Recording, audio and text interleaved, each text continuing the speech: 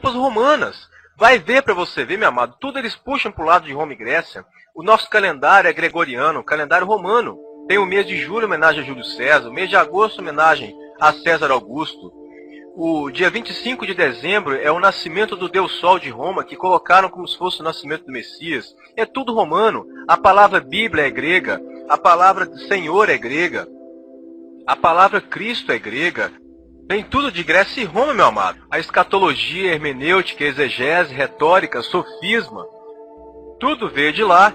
O catolicismo surgiu em Roma. O protestantismo nasceu do catolicismo. E aí você está seguindo essas religiões, andando na mesma ciranda do erro. E vai cair no buraco junto com todos do passado que caíram também. Você tem que abrir os olhos e sair dessa. A palavra ceia é grega, quer dizer jantar. A palavra bispo quer dizer supervisor, mas está no grego, não foi traduzido.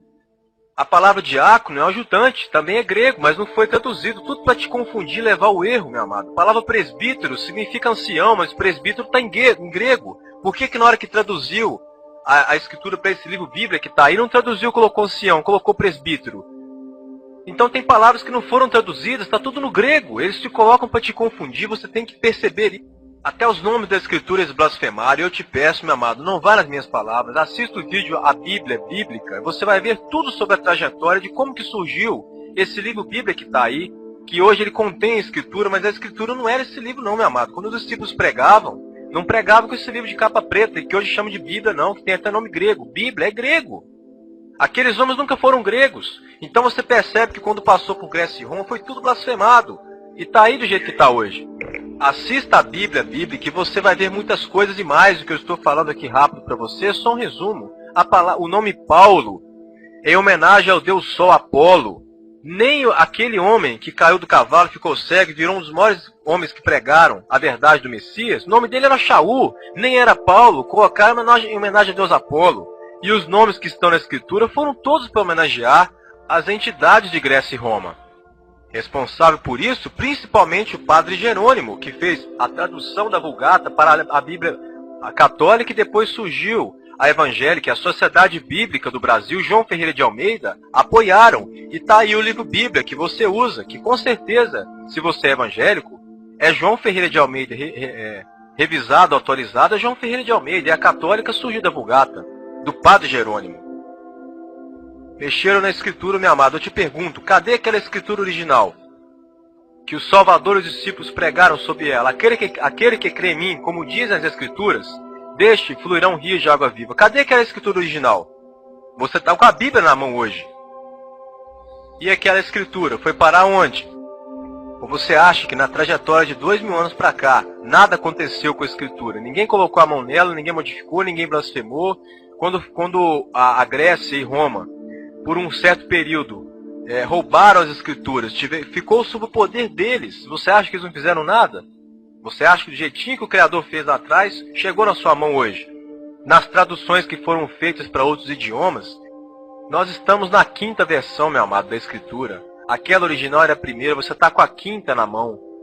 Então veja bem nessa trajetória, o que você acha que aconteceu? E o seu líder? Vai ler você mesmo para ver João. Ísis era a esposa de Osíris, rei dos deuses. Ela é retratada em entalhes, em tumbas e em pergaminhos de papiro, que datam do ano 2000 a.C.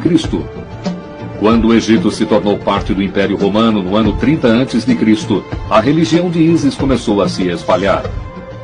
Por volta do ano 40 d.C., o imperador romano Calígula constrói um templo para Ísis em Roma. Entretanto, Ísis é venerada por seus seguidores como a Mãe Virgem. As similaridades entre Ísis no ano 200 d.C. e a Virgem Maria da Igreja Católica são incríveis. Ambas são chamadas de Rainha do Céu e de Santa Mãe de Deus.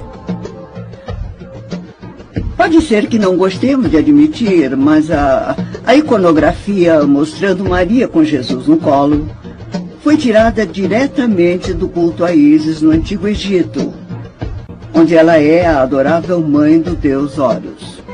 No ano 312 d.C., o imperador romano Constantino lidera um exército contra um rival pelo trono. O que estava em risco? O futuro do Império Romano. Pouco antes da batalha, Constantino tem uma visão da cruz na qual uma voz lhe diz: sob esse sinal, conquiste.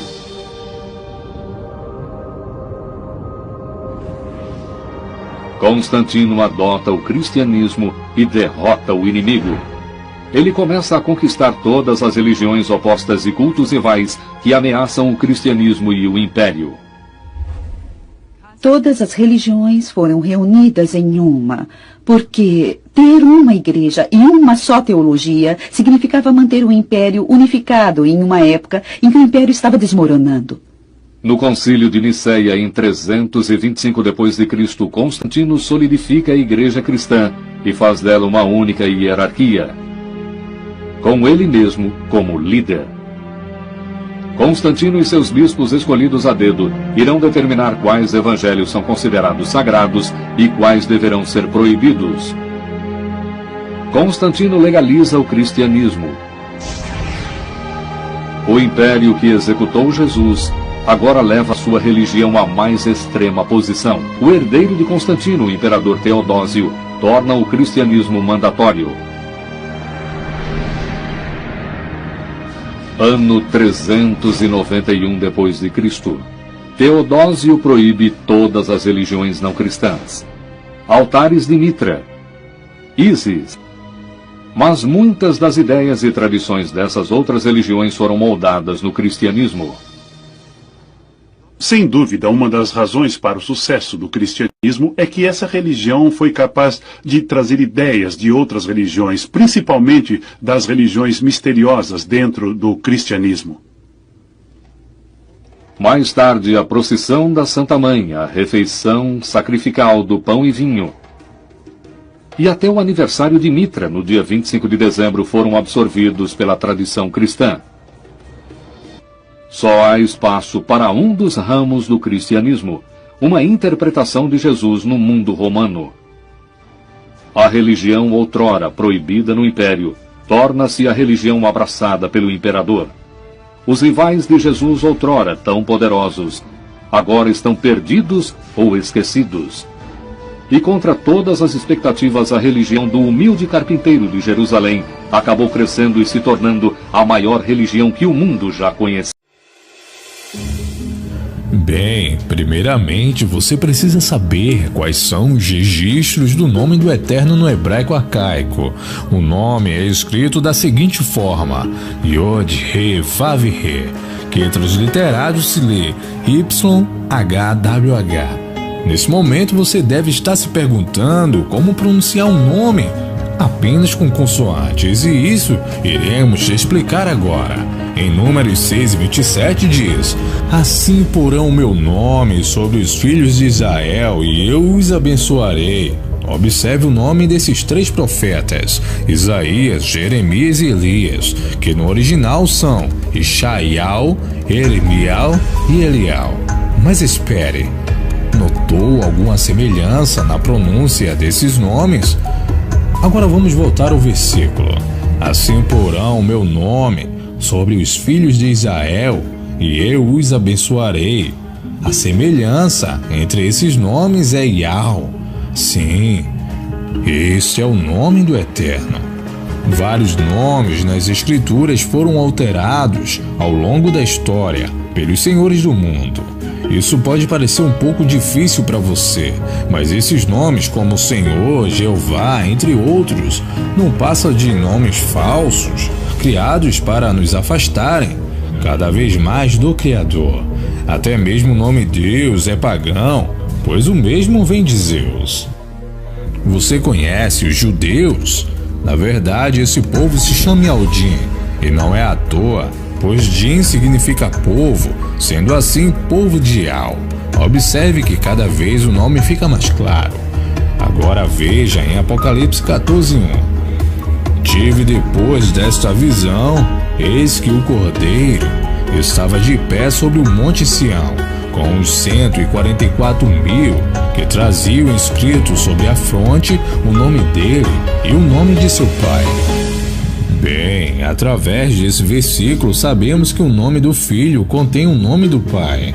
E para confirmar isso, observe em Apocalipse 13:12, a quem vencer, Eu o farei coluna no templo de Al, e dele nunca sairá.